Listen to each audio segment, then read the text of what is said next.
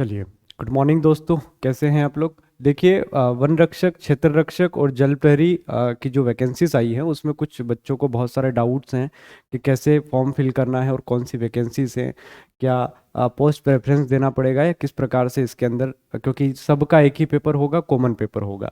तो हम एक एक करके सारी वैकेंसीज की बात कर लेते हैं, लाइन से मैं आपको बताते चलूँगा कि सबसे पहले वन रक्षक, उसके बाद क्षेत्र रक्षक और जेल प्रहरी, और उसके अलावा आपका जेल सहायक जेलर जो वैकेंसीज आई है उसके बारे में हम पूरी बात कर लेंगे। ठीक है, तो उसके सारे डाउट आपके क्लियर हो जाएंगे।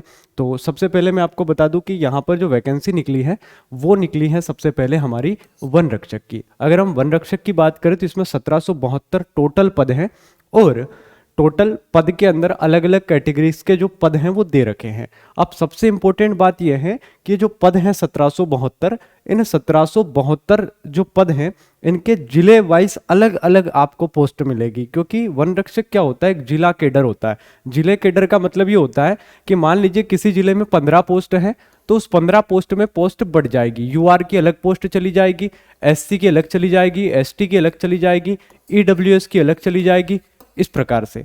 तो जो सारी पोस्ट हैं हर जिले में अलग अलग आएगी, यानी कि मध्य प्रदेश के लेवल पर तो पोस्ट बटी हुई है, साथ ही जिले के अंदर भी आपको अलग अलग प्रकार की पोस्ट मिलेगी। तो आपको क्या करना है कि जब भी फॉर्म फिल करना है तो अपने जिले के अनुसार करना, यानी कि जहां पर आपका पोस्ट ज़्यादा है वहां पर आप कर सकते हो। और सबसे बड़ी समस्या वाली बात यह है कि वन रक्षक के अंदर आप केवल एक ही जिला सिलेक्ट कर सकते हो। जैसे आपने पटवारी में सारे 52 जिले सिलेक्ट किए, इसमें ऐसा नहीं होगा। इसमें आप जिस कैटेगरी से आते हो वहां पर अगर पोस्ट खाली है, और मैं एक बात बता दूं आपको, अगर आप एससी से आते हो, आप एसटी से आते हो, आप ओबीसी से आते हो, ठीक है, या फिर आप ईडब्ल्यूएस से आते हो, ये 4 कैटेगरी ऐसी हैं जो यूआर की जगह भी फॉर्म फिल कर सकती हैं। यानी कि जहां यूआर का सीट होगा वहां पर भी आप फॉर्म अप्लाई कर पाओगे अगर आपकी कैटेगरी की पोस्ट वहां पे खाली नहीं है। तो ध्यान रखना, एक ही जिला डलेगा। ठीक है, तो जब भी आप वन रक्षक का फॉर्म फिल करोगे तो एक ही जिला डलेगा। अब हम बात कर लेते हैं उम्र की। तो खुली प्रतियोगिता, इसमें सीधी भर्ती हेतु न्यूनतम 18 वर्ष आपकी एज होनी चाहिए और 33 वर्ष अधिकतम होनी चाहिए। वन रक्षक और क्षेत्र रक्षक के लिए आपको हाई स्कूल पास होना पड़ेगा। 10वीं पास अगर किसी व्यक्ति ने की है तो वो 10वीं पास वाला व्यक्ति इन दोनों के अंदर, क्षेत्र रक्षक के अंदर और वन रक्षक के अंदर फॉर्म फिल कर सकता है। दोनों की शारीरिक योग्यता सेम रहेगी। आगे हम देखेंगे क्या शारीरिक योग्यता है। 33 वर्ष जनरल के लिए है, और बाकी लोगों को जिनको छूट मिलती है, अनुसूचित जाति यानी कि एससी, अनुसूचित जनजाति यानी कि एसटी और पिछड़ा वर्ग, इनको 5 साल की अधिकतम छूट प्रदान की गई है। तो इनकी टोटल जो एज हो जाएगी वो 38 हो जाएगी। ठीक है, ये ध्यान रखना, ये इंपॉर्टेंट है। इस पे मैं स्टार लगा देता हूं, जो मैं आपको बात बोल रहा था वही बात यहाँ पे लिखी हुई है। इसमें लिखा है कि वन रक्षक का पद एक जिला केडर है, अतः मेरिट सूची में जिलेवार वरीयता क्रम बनाई जाएगी। अभ्यर्थी जिन जिलों हेतु आवेदन प्रस्तुत करेंगे उनके मेरिट में आने वाले पर उन्हीं जिलों में रिक्ति के पद के विरुद्ध ही उनकी नियुक्ति की जाएगी। आवेदक को अपने आवेदन में दर्शाना होगा कि वह किसी भी जिले के लिए नियुक्ति हेतु आवेदन प्रस्तुत कर रहा है, यानी कि किस जिले के लिए आप आवेदन कर रहे हैं, और आवेदक उसी जिले के रिक्त पदों के लिए ही प्रतियोगिता में भाग लेगा और उसके लिए पात्र होगा। एक से अधिक जिलों के लिए आवेदन करने वाले व्यक्ति का आवेदन क्या कर दिया जाएगा, अमान्य कर दिया जाएगा, यानी कि रिजेक्ट कर दिया जाएगा। तो ये बहुत इंपॉर्टेंट बात है। वन रक्षक में आपको ध्यान रखना है कि आप एक ही जिले में आवेदन कर पाओगे। अगर किसी ने अभी फॉर्म फिल कर दिया और गलती ये कर दी है तो उसको एडिट जरूर करवाए, नहीं तो दिक्कत में आ जाओगे। शारीरिक क्षमता की बात करें तो 163 सेंटीमीटर हाइट होनी चाहिए पुरुषों की, और सीना जो होता है वो 79 होना चाहिए सामान्य, और फुलाने पर आपका 5 सेंटीमीटर सीना फुलना चाहिए। महिला 150 है और सीना अपेक्षित इसमें नहीं होता है। चलिए, तो ये आपको ध्यान रखना है। और सेम यही जो आपका योग्यता है ये आपकी क्षेत्र रक्षक के लिए भी है। अब क्षेत्र रक्षक जो है इसके भी 140 पद है, ये आपको पता है। अब इसमें जिला केडर नहीं है, ठीक है, तो इसमें आपको जिला वाइज कोई दिक्कत नहीं आएगी, और हाई स्कूल इसमें आपको पास होना चाहिए। ठीक है, तो जिला वाली दिक्कत कहाँ आएगी, केवल वन रक्षक में, याद रखना। इसमें भी सेम वही शारीरिक योग्यता होगी, 163 और 150 सेंटीमीटर हाइट महिलाओं के लिए। ठीक है सर, तो टोटल जो पद हैं वो अब जेल प्रहरी के यहाँ पे दिखाए गए हैं। तो क्षेत्र रक्षक हमने देख लिया, वन रक्षक हमने देख लिया, जेल प्रहरी का ये पद है। ठीक है, टोटल पद कितने हैं, तो टोटल पद हैं भैया आपके 200 पद हैं, अलग अलग कैटेगरी के अलग अलग हैं। अब इसमें जो योग्यता है, शारीरिक योग्यता है, वो अलग है। देखो, पेपर सबका एक है, शारीरिक योग्यता सबकी अलग अलग है, ठीक है। यहाँ पे शारीरिक योग्यता की हम बात करें तो 165 पुरुषों के लिए, वहाँ 163 थी, यहाँ 2 सेंटीमीटर ज्यादा है। वहाँ 150 थी, यहाँ महिलाओं की 8 सेंटीमीटर ज्यादा है, यानी कि 158। इसको याद रखेंगे। और पुरुषों के लिए सीना आपको फुलाए हुए कितना होना चाहिए, 63 सेंटीमीटर होना चाहिए। ये 200 पद हैं इसके, इस पे आप ध्यान रखिएगा। और इसमें दौड़ होगी, रनिंग होगी आपकी। प्रहरी पुरुष के लिए 2 मिनट 50 सेकेंड, प्रहरी महिला के लिए 4 मिनट के अंदर आपको रनिंग पूरी करनी, 800 मीटर की।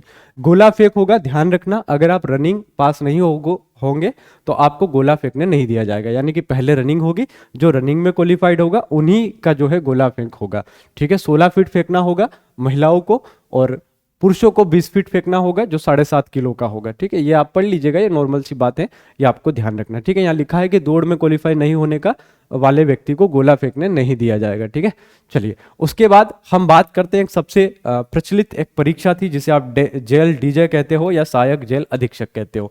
ये पोस्ट भी बहुत अच्छी पोस्ट है, और इसमें केवल और केवल स्नातक अभ्यर्थी ही फॉर्म अप्लाई कर सकता है, ठीक है, स्नातक। इसका मतलब यह हुआ कि वो सारे लोग जिसने ग्रेजुएशन किया है वो ही यहां फिल कर पाएंगे फॉर्म को, और रनिंग ग्रेजुएशन वाले नहीं कर सकते हैं, ये भी ध्यान रखना, क्योंकि स्पष्ट लिखा है कि जब तक फॉर्म फिल होंगे, आवेदन पत्र की अंतिम तिथि तक आपके पास शैक्षणिक अर्हताएं जो होगी वो पूर्ण होनी चाहिए। अगर गलती से भी आप ऐसी गलती करोगे फॉर्म रनिंग में डालने की कोशिश, तो फॉर्म बाद में रिजेक्ट हो जाएगा, नहीं तो बाद में बाहर हो जाओगे, नंबर कितने भी आप लेके आ जाओ। तो शैक्षणिक अर्हता इसमें क्या है, स्नातक उपाधि आपके पास होनी चाहिए। अब इसमें जो शारीरिक मापदंड है वो थोड़ा और अलग है। 168 सेंटीमीटर इसमें हाइट मांगी गई है, ध्यान रखिएगा। 84 इसमें चेस्ट होना चाहिए, और महिलाओं के लिए 155 सेंटीमीटर इसमें हाइट है, ये भी आपको देखना है। तो ये आपकी किसकी बात हो गई, जेल सहायक जेल अधीक्षक की। अब इसमें रनिंग है भाई 800 मीटर, देख लीजिएगा, पुरुषों के लिए समय दे रखा है, महिलाओं के लिए समय दे रखा है। इसमें लंबी कूद भी होगी, ठीक है, तो लंबी कूद का भी इसमें दे रखा है, 13 फीट होगी पुरुषों के लिए, और महिलाओं को 10 फीट। इसमें 3 टाइम्स आपको अवसर दिया जाएगा, यानी कि 3 बार आप कर सकते हो, आप 3 बार में आप इसको निकाल सकते हो, ठीक है। तो 3 बार अवसर मिलेगा, अगर 3 बार में आप नहीं कर सकते तो आपको डिस्क्वालीफाई मान लिया जाएगा। गोला फेंक भी इसमें होगा, तो इसमें 3 स्टेज है अलग अलग। पहले रनिंग पास करोगे तो आपको लंबी कूद, और उसके बाद आपका गोला फेंक होगा। तीनों में से कहीं भी एक में भी अगर आप डिस्क्वालीफाई होते तो आप पूरी रूप से बाहर माने जाओगे, ये आपको ध्यान रखना है। यदि कोई दौड़ में क्वालिफाई नहीं करता है तो गोला फेंक में भाग नहीं ले सकता है, ये इसके अंदर लिखा है।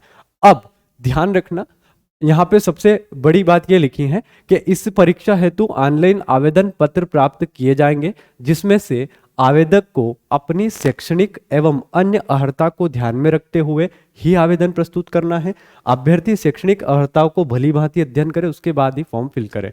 कहने का मतलब यह है कि आप लोग अगर ग्रेजुएट हैं तो ही सहायक जेल अधीक्षक के फॉर्म को फिल करेंगे, अगर आप ग्रेजुएट नहीं हैं तो उसको आप फिल नहीं करेंगे, ठीक है। बात सुन ली मेरी। अगर आप केवल 12वीं तक पास हैं या आपका रनिंग में ग्रेजुएशन चल रहा है तो आप वन रक्षक, क्षेत्र रक्षक और जेल प्रहरी का फॉर्म डालेंगे, ठीक है।